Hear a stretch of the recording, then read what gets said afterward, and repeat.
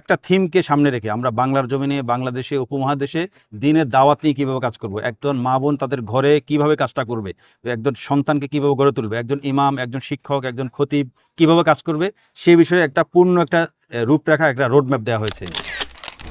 বিসমিল্লাহির রহমানির রহিম। আসসালামু আলাইকুম ওয়া রাহমাতুল্লাহি ওয়া বারাকাতুহু। আমাদের সদ্য প্রকাশিত উপন্যাস যে দ্বিখণ্ডিত ভালোবাসা, এটা আসলে একটা সিরিজের তৃতীয় খণ্ড। প্রথম খণ্ড ছিল স্কুল অফ লাভ, দ্বিতীয় খণ্ড হলো দোস্ত জানেমান, আর তৃতীয় খণ্ড দ্বিখণ্ডিত ভালোবাসা। খণ্ড বললো আসলে সবগুলোই স্বতন্ত্র বই, কোনোটার সাথে কোনোটা গল্পগত কোনো আঙ্গিকগত কোনো সম্পর্ক নেই, সবগুলোই স্বতন্ত্র বই।